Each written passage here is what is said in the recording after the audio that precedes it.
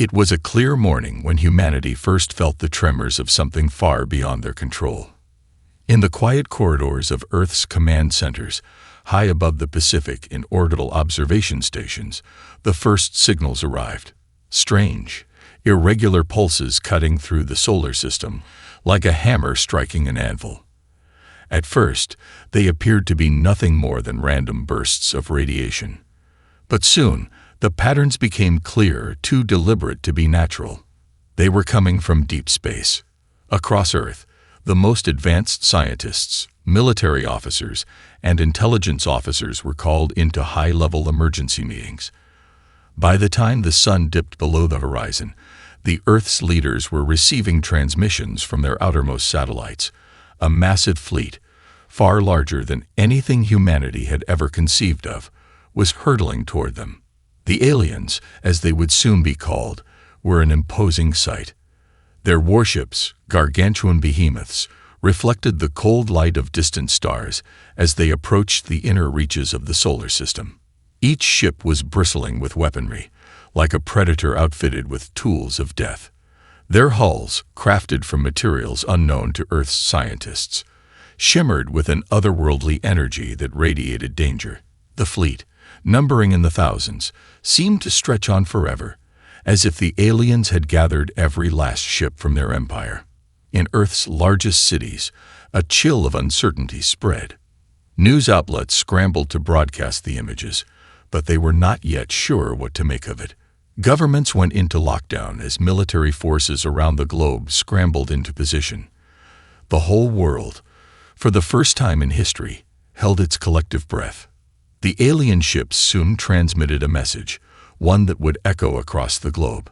It was a broadcast, an unsettling mix of mechanical tones in foreign dialects, followed by a translation in several human languages. The voice that came through was sharp, commanding, and cold, a stark contrast to the warmth of Earth's sun. "We are the Jarkal. Your species has been judged. You are weak. You will bow before us, or you will be annihilated." The transmission cut off, leaving a lingering sense of dread. The words were direct and unforgiving. Humanity was facing something unlike anything it had ever known. The Jarkal, as they were named later, were an ancient and formidable species, known throughout the galaxy for their brutal conquests and swift exterminations of lesser civilizations. There were no offers of peace, no negotiations, just an ultimatum. Within hours, world leaders convened in a secure location. The United Nations, the leaders of major spacefaring nations, and the heads of human military commands came together, drawing on every resource at their disposal. Despite the shock, there was no panic. Humanity had survived countless challenges, from global conflicts to environmental crises. But this was different. Admiral Eleanor Hayes, one of Earth's highest-ranking military officers, stood at the helm of the Global Strategic Command Center, eyes fixed on the enormous holographic map of the incoming fleet. Her jaw clenched, but her voice remained steady. "We don't know what they want, or how powerful they truly are, but we've been on the receiving end of too many surprises before. This time, we'll be ready. They may have the firepower, but we have something they don't." A murmur of agreement passed through the room. The humans knew the odds were stacked against them, but they also knew something the invaders didn't: the strength of their unity, their ability to adapt, and their willingness to fight with everything they had. The aliens might have the numbers, the ships, and the weapons, but humanity had something more elusive, something that couldn't be calculated or anticipated: the human spirit. Admiral Hayes looked over at General Daniel Kruse, the head of the Earth Defense Coalition.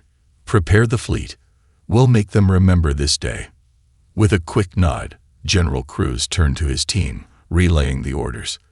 The world's militaries sprang into action, a coordinated effort to create a defense stronger than any the aliens had seen before. Humanity's fight for survival had begun, but it would not be a fight of desperation. It would be a fight of defiance. As the sun set over Earth, the alien ships drew closer, and a single human voice echoed through the command room. "We're ready." In the coldness of space, the Zarkal ships continued their advance, oblivious to the storm they had just unleashed. They were confident, perhaps even smug. They had never encountered a species capable of resistance. They would soon learn that underestimating humanity was a mistake they would regret. The following days were a whirlwind of preparation and confusion. The massive alien fleet, now clearly visible from Earth's orbit, continued to advance at a steady pace. The magnitude of the invasion left the planet on edge. Nations scrambled to bolster their defenses. Communication channels buzzed with frantic reports, and civilians gathered in underground bunkers, unsure of what the future would hold. The world, so accustomed to peace and progress, was on the brink of catastrophe. As Earth's military mobilized, the first official communication from the invaders arrived. It was broadcast across every network on the planet. No one was left untouched by the chilling transmission. On every screen, in every language, the same message played over and over again. We are the Zarkal. You are the next in a long line of defeated species. Surrender now, and your extinction will be swift. Resist, and you will endure a war the likes of which you will never forget. The voice, distorted but clear, was devoid of emotion. It was the voice of a conqueror who saw no need to justify their actions. Their fleet was coming, and they were coming for humanity. The moment the message ended, an eerie silence fell over Earth. For a brief moment, no one spoke. The enormity of the threat, the sheer power of the alien armada, seemed insurmountable. How could humans, a species so young on the galactic scale, hope to stand against them? But then, as if on cue, the silence was broken. "I don't know who they think they're dealing with," said Admiral Hayes from her position at Earth's Central Command. Her voice was sharp, cutting through the tension in the room like a blade. "They're used to crushing civilizations that crumble at the first sign of force. We're not like them." General Daniel Cruz, who had been quietly watching the transmission, nodded in agreement. "We faced extinction before. We fought back from the brink of destruction. This is no different." His words were laced with confidence, but there was no hiding the anxiety in his eyes. The Zarkal had sent their message, and Earth's future was at stake. "Prepare a response," Admiral Hayes ordered. "Send them a message of our own." In the face of what was undoubtedly the most terrifying threat humanity had ever encountered, Earth's leaders refused to fall into despair. They had endured catastrophes in the past, from natural disasters to nuclear wars. But this was a different kind of enemy, one that didn't just threaten their survival, but their very existence. Across the globe, the response was swift. Earth's leaders banded together, setting aside political differences in favor of a singular purpose: survival. Governments, scientists, and engineers from every corner of the world worked tirelessly, devising weapons and strategies to counter the alien threat. The human race had been underestimated. Back at Earth Command, Admiral Hayes stood in front of a newly established global communications array, ready to send a message to the Zarkal. The weight of her position was heavy, but her eyes burned with a fire that wasn't going out. The transmission was brief, calculated, but it carried a powerful weight. "You wanted war. Well, now you've got it." Her voice crackled through the airwaves, broadcast across the entire planet. The humans were ready to fight, and the Zarkal would soon learn that their assumptions about humanity were grievously wrong. As the Zarkal fleet drew nearer, humanity's resolve only grew stronger. The transmission from Admiral Hayes had sent a ripple of defiance across Earth's populace. What had once been a world gripped by fear and uncertainty now began to show signs of something else: determination. The initial weeks of the invasion were harrowing. Alien warships launched strikes against Earth's orbital defense platforms and space colonies, quickly demonstrating the staggering power of their weaponry. Entire fleets of human warships were obliterated in mere moments, their remains floating in the vacuum of space like broken fragments of a shattered dream. For many, it seemed like the invaders would indeed be unstoppable. But even in the face of this overwhelming power, humanity did not falter. They adapted. They learned. The first signs of human ingenuity began to emerge. Earth's engineers and military strategists, working around the clock, poured all their energy into countering the alien technology. Every resource, every mind, every ounce of energy was focused on one singular purpose: to survive and fight back. In secret underground facilities, scientists raced to reverse engineer the technology they had salvaged from the alien wreckage. Weapons that had once been purely theoretical were fast-tracked into production. Earth's military, once considered outclassed, was now adapting in ways that no one expected. The first breakthrough came when a group of engineers discovered a way to counter the alien energy shields, a feature that had once seemed impenetrable. The solution was simple, yet elegant: a focused, high-frequency pulse that disrupted the alien shields, rendering them vulnerable to human weaponry. Admiral Hayes watched these developments with a steady gaze as she observed the first successful test of the new weapon. A massive alien warship was disabled by the pulse, its energy shield faltering and leaving it open to human fire. The crew's cheer over the victory was short-lived, however, as the alien fleet retaliated fiercely. Yet the seed of hope had been planted.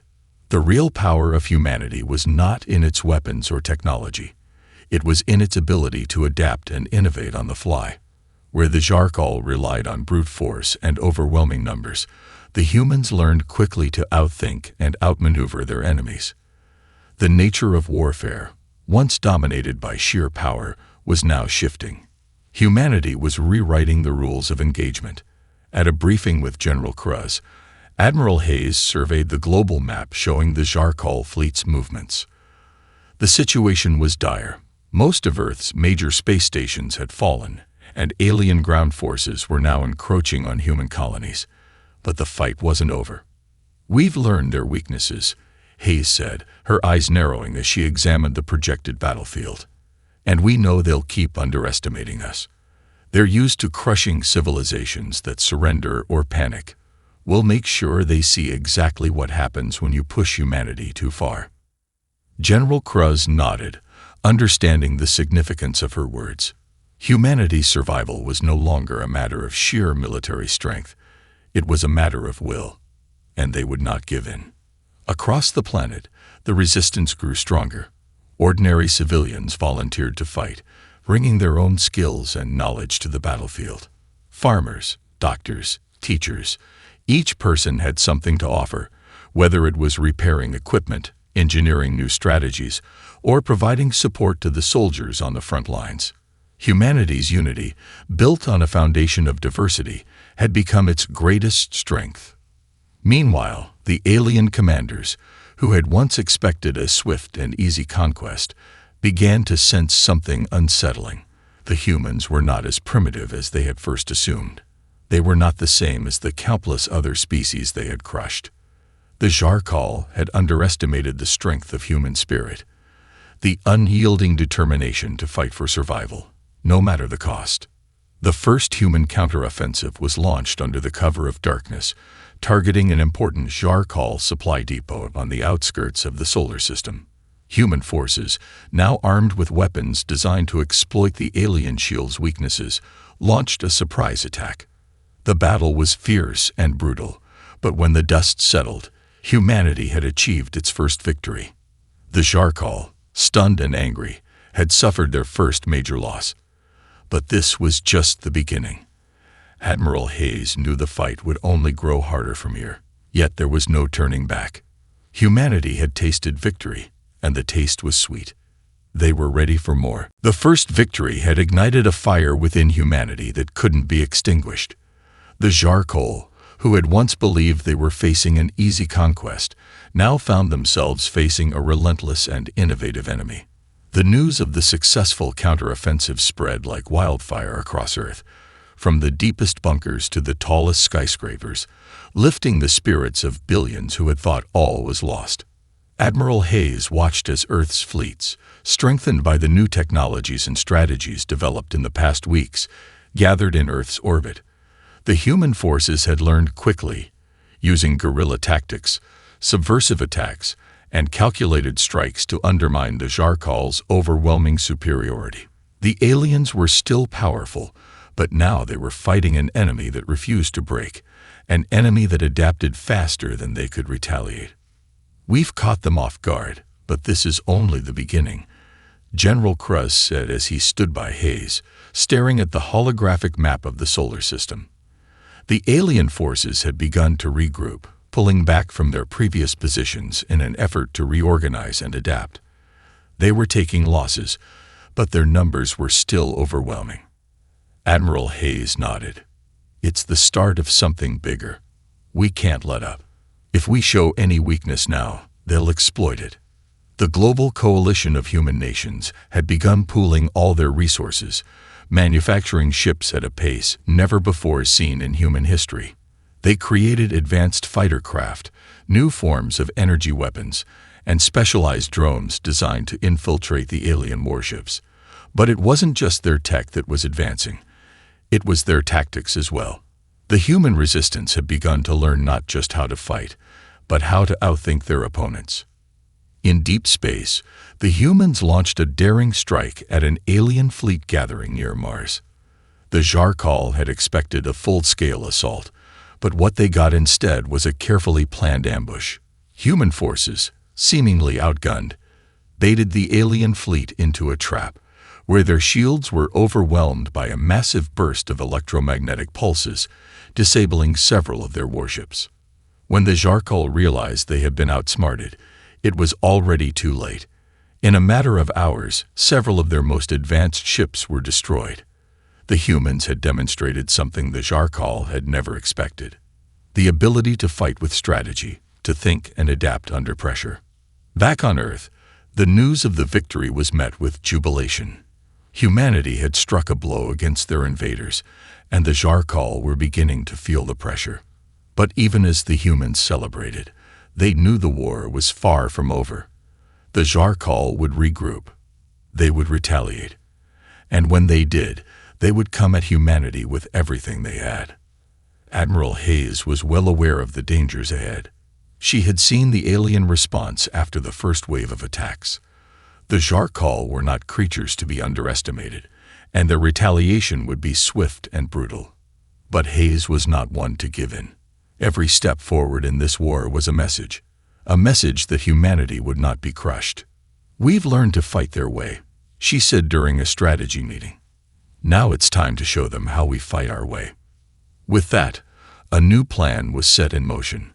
The humans would begin to push further into Jarkal territory, launching covert strikes on their supply lines and production hubs.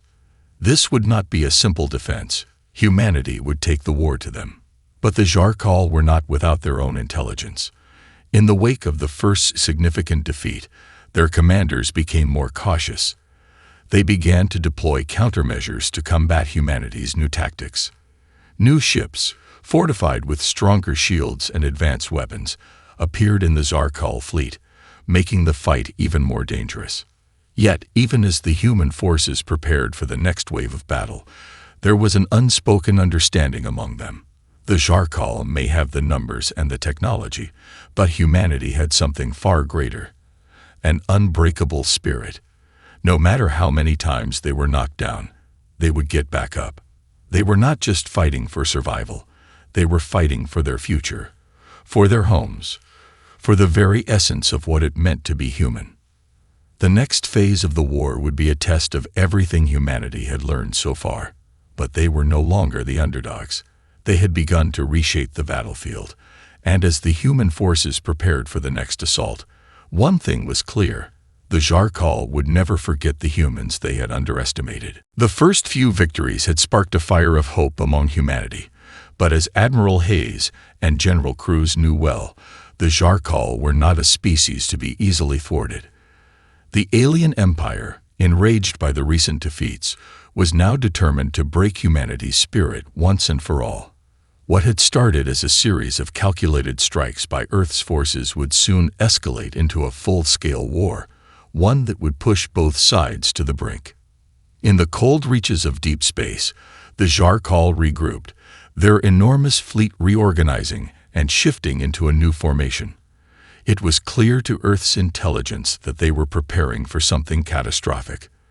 They had underestimated humanity once, but they would not make the same mistake again. The time for subtlety had passed.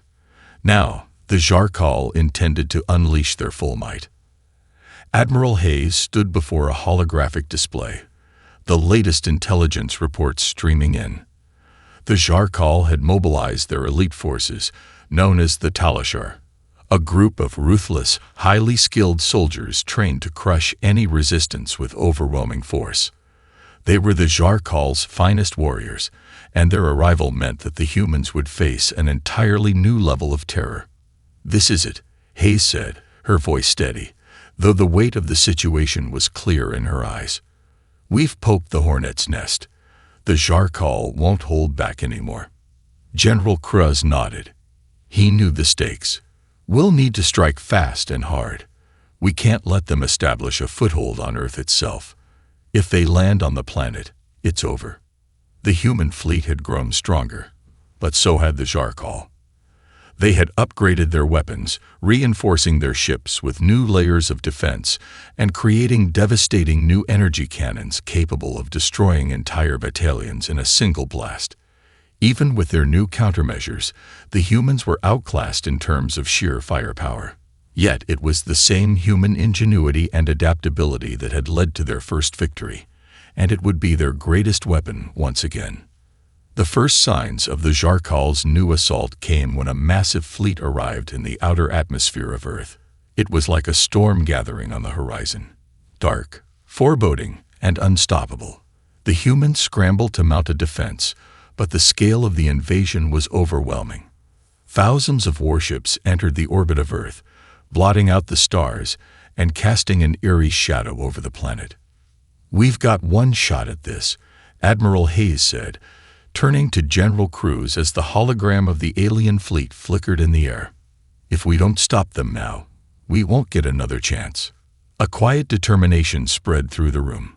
Humanity's back was against the wall, but they had fought against impossible odds before, and they had won. Humanity's fleet, now strengthened with the latest weapons, launched a series of surprise counterattacks. They targeted the Jarkal's rear lines first, hoping to cause enough disruption to break their formations. The battle that unfolded in space was brutal, with both sides exchanging fire at point-blank range. Human warships weaved through enemy lines, dodging blasts that could turn them to ash, while retaliating with high-powered plasma weapons and newly developed missile systems that pierced the Jarkal's advanced shields. For a while, it seemed like humanity might hold the line. The Jarkal, despite their overwhelming firepower, were being forced to adapt to an enemy that fought with a tenacity they had never encountered. But then, the true scale of the Jarkal's might revealed itself. From the center of their fleet, a new colossal warship emerged, far larger and more imposing than any ship the humans had encountered. It dwarfed the human ships, and its weaponry seemed capable of leveling entire cities with a single shot. The Khalzar, as Earth's analysts later called it, was a weapon of pure destruction, an unstoppable force meant to crush any resistance. The Khalzar fired its first volley. A single shot hit a human destroyer, disintegrating it in an instant. The shockwave sent smaller ships careening off course, and the human fleet was thrown into chaos. It was a statement from the Jarkal, a warning that no matter how hard the humans fought, that would never be enough. Yet even in the face of this devastating new weapon, humanity did not flinch. "We've faced the impossible before," Admiral Hayes said through gritted teeth, "and we've come out the other side. We're not done yet." The humans regrouped, now fighting not just for their survival, but for the future of their world. With their backs to the wall, they prepared for the final stand. Earth would not fall without a fight. Not today. Not ever. The Khalzar loomed over the battlefield, its massive silhouette casting a shadow across the human fleet. The superweapon of the Jarkal had turned the tide of the battle in their favor. With its destructive capabilities, the massive warship was capable of obliterating entire squadrons in a single strike. Humanity's forces, though vastly outnumbered and outgunned, had no choice but to adapt, to dig deeper into the well of their defiance. The time for retreat had passed. Admiral Hayes stood at the heart of the command center, surrounded by the best minds humanity had to offer. The human fleet was reeling, but there was still a chance to turn the tide, if they could find a way to neutralize the Khalzar. "We've learned their tactics, their strategies, but this thing," General Kruz said, his voice trailing off as he looked at the holographic image of the Khalzar. "We don't have anything to match it. Its weapons, its size, it's too powerful." Hayes glanced at the hologram with a cold, calculating gaze. "We may not have the firepower to match it, but we have something they don't. Desperation. We can't fight them conventionally. We have to outthink them. We have to hit them where they least expect it." The room fell silent. Humanity's war against the Jarkal had reached its darkest hour, but for the first time, the Admiral's words sparked a new flame of hope in the hearts of her officers. It wasn't about matching the Jarkal's strength. It was about exploiting their weaknesses. In the weeks since the first victories, Earth's scientists had been working tirelessly on a new weapon, one that wasn't based on brute force, but on a tactic the Jarkal had yet to anticipate. Subterfuge. Humanity's engineers had developed a small but highly effective fleet of stealth ships, capable of infiltrating the Jarkal command center aboard the Khalzar itself. These ships, equipped with cloaking technology and devastatingly precise weapons, would be humanity's last hope. Admiral Hayes made the call. "Prepare the stealth units. We're going to give them a fight they'll never forget." Across the human fleet, the stealth ships, hidden from the Jarkal's sensors, readied for their dangerous mission. They would slip through the heart of the Jarkal armada, evading detection by using the planet's natural interference to mask their approach. It was a desperate plan, fraught with risk, but there was no other choice. If they could disable the Khalzar, the rest of the Jarkal fleet would lose their most powerful weapon. As the stealth ships launched from the human carriers, the rest of the fleet engaged the Jarkal in a diversionary battle. Human warships drew the attention of the alien forces, performing hit-and-run attacks that lured the Jarkal into the chaos. The sounds of clashing lasers and explosions echoed across the void, but the true mission lay hidden from the enemy. For hours, the stealth ships moved like ghosts through the Jarkal fleet, evading detection and closing in on their target. They were led by Commander Rachel Wells, a brilliant tactician who had earned her place as one of the best in humanity's fleet. Her voice came over the comms, calm but steely. "We're in position. It's now or never." Admiral Hayes watched the feed from the command center, her heart racing. "Do it." The stealth ships unleashed their payload, targeting the Khalzar's main engine core with precision-guided missiles. The blasts rocked the colossal warship, sending ripples of energy through the Jarkal fleet. For a moment, it seemed as though the mission had failed. But then, the Khalzar trembled, its energy shield flickering and weakening under the assault. "Direct hit," General Kruz exclaimed, his voice barely audible over the chaos. "The shield's down. They're vulnerable." Humanity's fleet, seeing the opportunity, launched a full-scale offensive, hammering the weakened Khalzar with everything they had. Jarkal ships exploded in the distance, their once unshakable formation beginning to crack. But it wasn't enough. The Jarkal commanders responded with fury, sending wave after wave of reinforcements to crush the humans. The battle was far from over, and the odds were still heavily stacked against Earth's forces. But Admiral Hayes had never been one to give in to despair. "We've dealt them a blow," she said. "Now we finish what we started. Push forward. Show them what humanity can do when it's backed into a corner."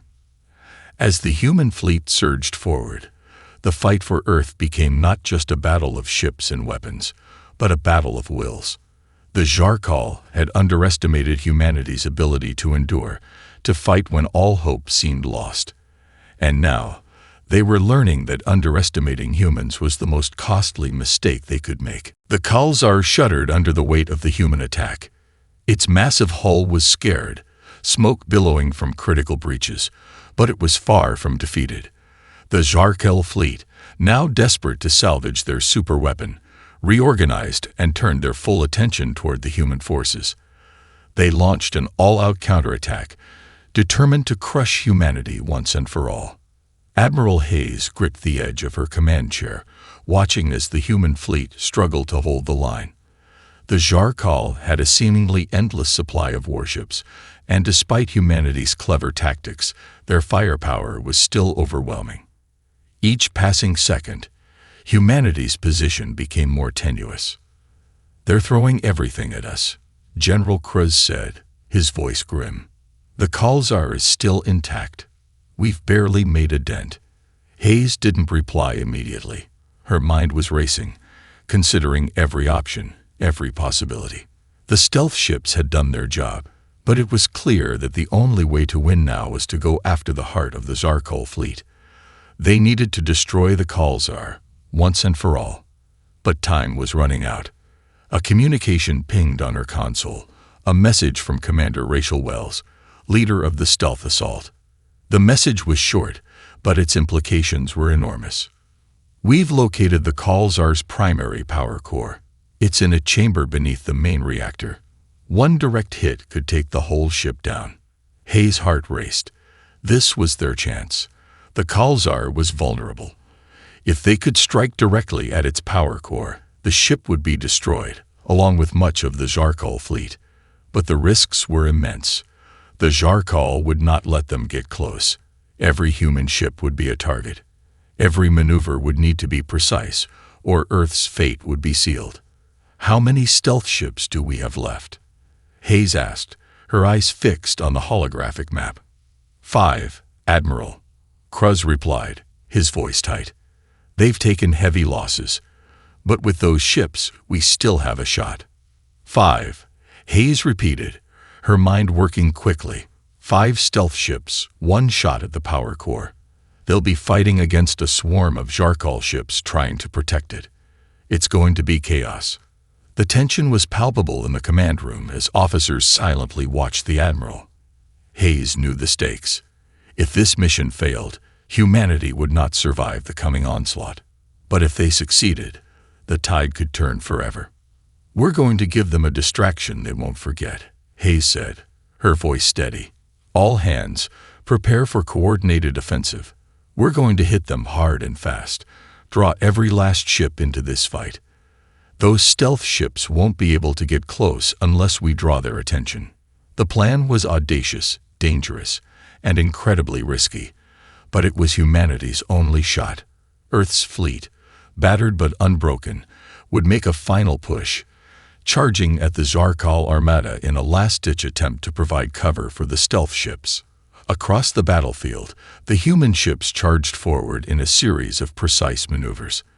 They spread out in tight formations, creating a barrier around the remaining stealth units.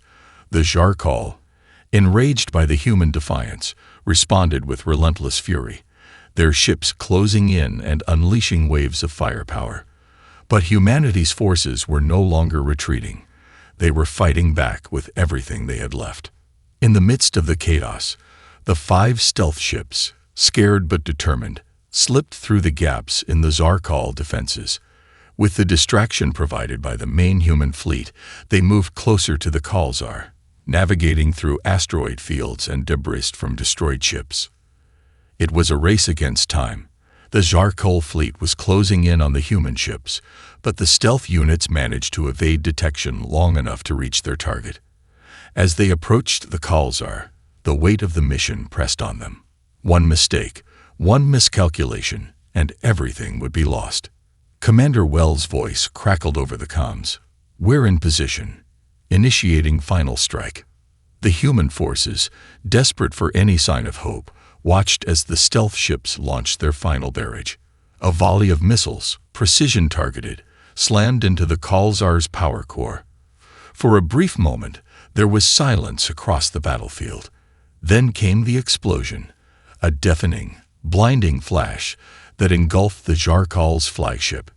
The shockwave from the explosion sent ripples through the Zarkal fleet, throwing ships off course. The Khalzar buckled under the force, its power core disintegrating in a brilliant display of light. The massive warship was no more, and with it, the Zarkal's most potent weapon. Humanity had struck the decisive blow. The universe held its breath as the explosion of the Khalzar lit up the dark expanse of space. The heart of the Zarkal fleet had been obliterated, and in its wake, a massive void opened. For a moment, the human forces sat in stunned silence, unable to fully comprehend the magnitude of what they had just accomplished. The might of the Zarkal's flagship had been erased in a flash, and with it, the looming threat of their unstoppable assault seemed to evaporate. Admiral Hayes stared at the screen before her, the remains of the Khalzar floating in pieces across the battlefield. Her breath came out in a long, slow exhale as she processed the victory. But she knew the war was not over. The battle had only shifted, and though they had broken the Zarkal's strongest weapon, the enemy was still a formidable force. "We did it," General Cruz said, his voice barely a whisper as he looked at the carnage unfolding before them. "We actually did it." Hayes nodded but kept her focus on the tactical readout. "We may have destroyed their flagship, but the Zarkal are a collective force. They're not done yet. We need to keep pushing. They'll regroup and retaliate, but now they're weak.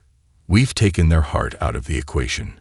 As if on cue, the remaining Zarkal ships, leaderless and in disarray, began to retreat. The human fleet, emboldened by the victory, pressed forward. This was the moment they had been waiting for, the moment they could break the back of the Zarkal Empire once and for all. "All units, follow through," Hayes commanded. "Target their command ships and supply lines. We've got them on the run." The human ships began their offensive once again, not waiting for the Zarkal to regroup. The Zarkal, sensing the collapse of their organized resistance, scrambled to retreat or regroup in smaller pockets, but the human forces were swift. The aliens no longer had the luxury of planning. Now, they were scrambling to survive. Commander Rachel Wells and the remaining stealth units, battered but triumphant, joined the offensive, providing vital reconnaissance and tactical support to the human fleet. Their mission had been a success, and now, as part of the final push, they helped neutralize the Zarkal's remaining strongholds. The Zarkal forces were scattered, vulnerable without the unifying presence of the Khalzar to guide them. In Earth's command center, there was a palpable sense of hope, but also a somber understanding that many had given their lives for this moment.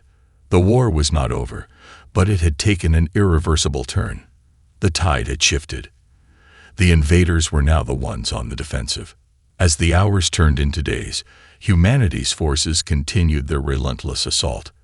The remaining Zarkal ships were forced to retreat back toward the edges of the solar system, abandoning their conquest of Earth.